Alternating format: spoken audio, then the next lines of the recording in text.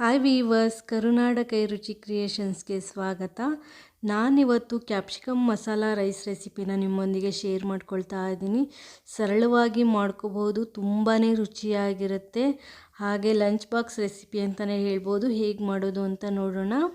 Stove ಮೇಲೆ ಒಂದು ಬಾಣಲಿ ಇಟ್ಕೊಂಡಿದ್ದೀನಿ. 1 ಚಮಚ ಎಣ್ಣೆ ಹಾಗೆ 1 ಚಮಚ ತುಪ್ಪನ ನಾನಿಲ್ಲಿ ಸೇರಿಸ್ಕೊಳ್ತಾ ಇದ್ದೀನಿ. ನೀವು ಬರೀ ಎಣ್ಣೆ ಅಥವಾ ಬರೀ ತುಪ್ಪದಲ್ಲೇ ಮಾಡ್ಕೋಬಹುದು. ನಾನು 2 ಒಂದೊಂದು ಚಮಚನ ಸೇರಿಸ್ಕೊಂಡು ಮಾಡ್ತಾ ಇದ್ದೀನಿ. ಅರ್ಧ ಚಮಚ ಸಾಸಿವೆ ಹಾಗೆ 1 ಚಮಚ ಶೇಂಗಾನ ನಾನಿಲ್ಲಿ ತೆಗೆದುಕೊಂಡಿದ್ದೀನಿ. ಈಗ ಶೇಂಗಾ ಚೆನ್ನಾಗಿ ಹುರ್ಕೋಬೇಕು. 1ರಿಂದ 2 ನಿಮಿಷ ಚೆನ್ನಾಗಿ ಹುರ್ಕೊಳ್ಳಿ. ಮೀಡಿಯಮ್ ಊರಿನಲ್ಲೇ ಇಟ್ಕೊಂಡು ಹುರ್ಕೊಳ್ಳಿ. ಸ್ವಲ್ಪ ಕಲರ್ ಚೇಂಜ್ ಆಗುತ್ತೆ, ಅಲ್ಲಿವರೆಗೂ ಹುರ್ಕೊಂಡ್ರೆ ಸಾಕು. ಬೇಗ ಆಗುವಂತಹ ಲಂಚ್ ಬಾಕ್ಸ್ ರೆಸಿಪಿ ಅಂತಲೇ ಹೇಳ್ಬೋದು. ಬೆಳಗ್ಗೆ ತಿಂಡಿಗೂ ಮಾಡ್ಕೋಬಹುದು. 1 ಚಮಚ ಕಡಲೆಬೇಳೆ, 1 ಚಮಚ ಉದ್ದಿನಬೇಳೆನ ಸೇರಿಸ್ಕೊಂಡು ಅದನ್ನು ಸಹ ಮೀಡಿಯಮ್ ಊರಿನಲ್ಲಿ ಚೆನ್ನಾಗಿ ಫ್ರೈ ಮಾಡ್ಕೊಳ್ತಾ ಇದ್ದೀನಿ. ಕಂದು ಬಣ್ಣ ಬರೋವರೆಗೂ ಚೆನ್ನಾಗಿ ಫ್ರೈ ಮಾಡ್ಕೊಳ್ಳಿ. ಯಾವಾಗಲೂ ಒಂದೇ ಥರ ಕ್ಯಾಪ್ಸಿಕಮ್ ರೈಸ್ ತಿಂದರೆ ಬೇಜಾರಾಗ್ತಾ ಇರುತ್ತೆ. ಬಟ್ ಈ ರೀತಿ ಡಿಫ್ರೆಂಟಾಗಿ ಒಮ್ಮೆ ಟ್ರೈ ಮಾಡಿ ನೋಡಿ. ಇವಾಗ ಕಲರ್ ಚೇಂಜ್ ಆಗ್ತಾ ಇದೆ. ನಾನೀಗ ಇದಕ್ಕೆ ಸಣ್ಣದಾಗಿ ಹೆಚ್ಚಿರುವ 2 ಹಸಿಮೆಣಸಿನ್ಕಾಯಿ ಹಾಗೆ 2 ಒಣಮೆಣಸಿನ್ಕಾಯಿನ ಕಟ್ ಮಾಡಿ ಸೇರಿಸ್ಕೊಂಡು ಫ್ರೈ ಮಾಡ್ಕೊಳ್ತಾ ಇದ್ದೀನಿ. 1ರಿಂದ 2 ನಿಮಿಷ ಚೆನ್ನಾಗಿ ಫ್ರೈ ಮಾಡ್ಕೊಳ್ಳಿ. ಮೀಡಿಯಮ್ ಊರಿನಲ್ಲೇ ಮಾಡ್ಕೊಳ್ಳಿ, ತುಂಬಾ ಚೆನ್ನಾಗಿರುತ್ತೆ. ಹಾಗೆ ಹಸಿಮೆಣಸಿನ್ಕಾಯಿನ ಖಾರ ನೋಡಿಕೊಂಡು ಸೇರಿಸ್ಕೊಳ್ಳಿ. ನೀವು ಹೇಗೆ ಖಾರ ತಿಂತೀರಾ ಅನ್ನೋದ್ರ ಮೇಲೆ ನೋಡಿ. ಇವಾಗ ಚೆನ್ನಾಗಿ ಹುರ್ಕೊಂಡಾಗಿದೆ, ಈ ರೀತಿ ಹುರ್ಕೊಳ್ಳಿ. ಈಗ ನಾನು ಇದಕ್ಕೆ 1 ಕ್ಯಾಪ್ಸಿಕಮ್ನ ದಪ್ಪವಾಗಿ ಹೆಚ್ಚಿ ಸೇರಿಸ್ಕೊಂಡಿದ್ದೀನಿ. ನಿಮಗೆ ಯಾವ ರೀತಿ ಬೇಕೋ ಆ ರೀತಿ ಹೆಚ್ಚಿ ಸೇರಿಸ್ಕೋಬೋದು. ಸಣ್ಣಗಾದರೂ ಹೆಚ್ಚಿ ಸೇರಿಸ್ಕೋಬೋದು ಅಥವಾ ಈ ರೀತಿ ದಪ್ಪಗಾದರೂ ಹೆಚ್ಚಿ ಸೇರಿಸ್ಕೋಬಹುದು. ಹಾಗೆ ಸ್ವಲ್ಪ ಕರಿಬೇವನ್ನು ಸಹ ನಾನಿಲ್ಲಿ ಸೇರಿಸ್ಕೊಂಡಿದ್ದೀನಿ. ಇವಾಗ ಚೆನ್ನಾಗಿ ಹುರ್ಕೊಳ್ಳಿ. ಕ್ಯಾಪ್ಸಿಕಮ್ ಚೆನ್ನಾಗಿ ಬೇಯಬೇಕು, ಅಲ್ಲಿವರೆಗೂ ಬೇಯಿಸ್ಕೊಂಡ್ರೆ ಸಾಕು. ಕ್ಯಾಪ್ಸಿಕಮ್ ಬೇಯೋದಕ್ಕೆ ಸ್ವಲ್ಪ ಉಪ್ಪನ್ನು ಸಹ ಸೇರಿಸ್ಕೊಳ್ಳಿ. ಉಪ್ಪು ಹಾಕಿರೋ ವಿಡಿಯೋ ಸ್ಕಿಪ್ ಆಗಿದೆ. ಹಾಗೆ ನಾನಿಲ್ಲಿ ಅರ್ಧ ಚಮಚ ಆಗೋಷ್ಟು ಶುಂಠಿನ ತುರಿದು ಸೇರಿಸ್ಕೊಂಡಿದ್ದೀನಿ. ಈಗ ಚೆನ್ನಾಗಿ ಫ್ರೈ ಮಾಡ್ಕೊಳ್ಳಿ.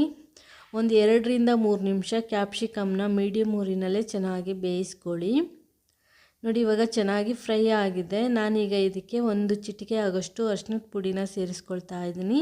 ಹಾಗೆ ನಾನಿಲ್ಲಿ ಒಂದು ಸ್ಪೆಷಲ್ ಇಂಗ್ರೀಡಿಯೆಂಟ್ಸ್ನ ಸೇರಿಸ್ಕೊಳ್ತಾ ಇದ್ದೀನಿ.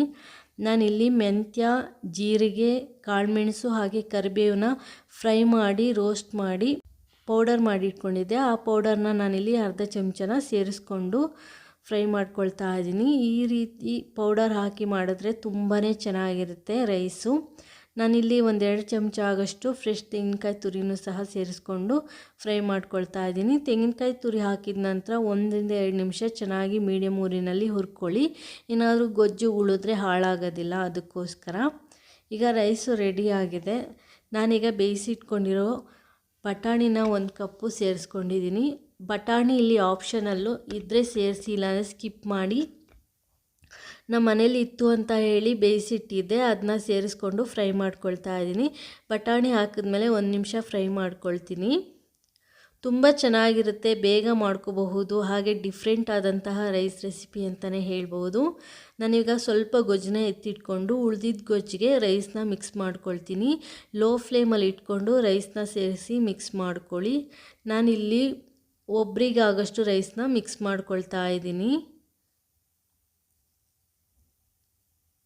ಮೀಡಿಯಮ್ ಉರಿ ಅಥವಾ ಲೋ ಫ್ಲೇಮಲ್ಲಿ ಇಟ್ಕೊಂಡು ಮಿಕ್ಸ್ ಮಾಡ್ಕೊಳ್ಳಿ. ನಾನೀಗ ರೈಸ್ನ ಮಿಕ್ಸ್ ಮಾಡಬೇಕಾದ್ರೇ ಫ್ಲೇಮ್ನ ಆಫ್ ಮಾಡ್ಕೊಂಡಿದ್ದೀನಿ. ನೀವು ಲೋ ಫ್ಲೇಮಲ್ಲಿ ಇಟ್ಕೊಂಡು ಮಿಕ್ಸ್ ಮಾಡಿದ ನಂತರ ಫ್ಲೇಮ್ನ ಆಫ್ ಮಾಡ್ಬೋದು, ಅಥವಾ ಮುಂಚಿತವಾಗಿ ಆಫ್ ಮಾಡಿಕೊಂಡು ರೈಸ್ನ ಮಿಕ್ಸ್ ಮಾಡ್ಕೋಬಹುದು. ಚಿತ್ರಾನ್ನ ಎಲ್ಲ ಮಿಕ್ಸ್ ಮಾಡ್ತಿರಲ್ಲ, ಅದೇ ರೀತಿ. ಈಗ ರೈಸ್ನ ಚೆನ್ನಾಗಿ ಮಿಕ್ಸ್ ಮಾಡ್ಕೊಳ್ಳಿ. ನೋಡಿ, ರೈಸು ಚೆನ್ನಾಗಿ ಮಿಕ್ಸ್ ಆಗಿದೆ. ಈಗ ನಾನೀಗ ಇದಕ್ಕೆ ಸ್ವಲ್ಪ ಉಪ್ಪನ್ನ ಸೇರಿಸ್ಕೊಳ್ತೀನಿ. ಸ್ವಲ್ಪ ಉಪ್ಪು ನೋಡಿಕೊಂಡು ಉಪ್ಪನ್ನ ಸೇರಿಸ್ಕೊಳ್ಳಿ. ಹಾಗೆ ನಾನಿಲ್ಲಿ 1 ಚಮಚ ಆಗೋಷ್ಟು ನಿಂಬೆಹಣ್ಣಿನ ರಸನೂ ಸಹ ಸೇರಿಸ್ಕೊಳ್ತಾ ಇದ್ದೀನಿ. ಕ್ಯಾಪ್ಸಿಕಮ್ ಮಸಾಲ ಚಿತ್ರಾನ್ನ ಅಂತಲೂ ಸಹ ನಾವು ಇದಕ್ಕೆ ಕರಿಬೋದು, ಅಥವಾ ಕ್ಯಾಪ್ಸಿಕಮ್ ಮಸಾಲ ರೈಸ್ ಅಂತಲೂ ಸಹ ಕರಿಬೋದು. ಕ್ವಿಕ್ಕಾಗಿ ರೆಡಿಯಾಗುವಂತಹ ರೈಸ್ ರೆಸಿಪಿ ಅಂತಲೇ ಹೇಳ್ಬೋದು. ತುಂಬಾ ಚೆನ್ನಾಗಿರುತ್ತೆ. ಒಂದ್ಸಲ ಮಿಕ್ಸ್ ಮಾಡಿ ಬಿಸಿ ಬಿಸಿಯಾಗಿ ಸರ್ವ್ ಮಾಡಿ. ಕೊತ್ತಂಬರಿ ಸೊಪ್ಪು ಇದ್ದರೆ ಸ್ವಲ್ಪ ಕೊತ್ತಂಬರಿ ಸೊಪ್ಪನ್ನ ಸೇರಿಸ್ಕೊಳ್ಳಿ, ಇಲ್ಲ ಅಂದರೆ ಸ್ಕಿಪ್ ಮಾಡಿ, ಪರವಾಗಿಲ್ಲ, ಚೆನ್ನಾಗಿರುತ್ತೆ. ಈಗ ರೈಸ್ ರೆಡಿ ಆಗಿದೆ, ನಾನು ಸರ್ವ್ ಮಾಡ್ತೀನಿ. ಹಾಗೆ ನೀವು ಒಂದ್ಸಲ ಈ ಕ್ಯಾಪ್ಸಿಕಮ್ ರೈಸ್ನ ಟ್ರೈ ಮಾಡಿ ನೋಡಿ, ಹೇಗಾಗಿದೆ ಅಂತ ಕಮೆಂಟ್ ಮಾಡಿ ತಿಳಿಸಿ. ಹಾಗೆ ನನ್ನ ಈ ರೈಸ್ ರೆಸಿಪಿ ನಿಮಗೆ ಇಷ್ಟ ಆದರೆ ಲೈಕ್ ಮಾಡಿ, ಶೇರ್ ಮಾಡಿ, ಕಮೆಂಟ್ ಮಾಡಿ. ಹಾಗೆ ಹೊಸದಾಗಿ ನನ್ನ ಚಾನಲ್ನ ನೋಡ್ತಾ ಇರೋರು ಪ್ಲೀಸ್ ನನ್ನ ಚಾನಲ್ನ ಸಬ್ಸ್ಕ್ರೈಬ್ ಮಾಡಿಕೊಂಡು ನೋಡಿ. ಹಾಗೆ ಪಕ್ಕದಲ್ಲಿರುವ ಬೆಲ್ ಐಕನ್ನ ಕ್ಲಿಕ್ ಮಾಡಿ ನೆಕ್ಸ್ಟ್ ಹಾಕೋ ವಿಡಿಯೋ ನೋಟಿಫಿಕೇಷನ್ಗಾಗಿ. Thanks for watching this video.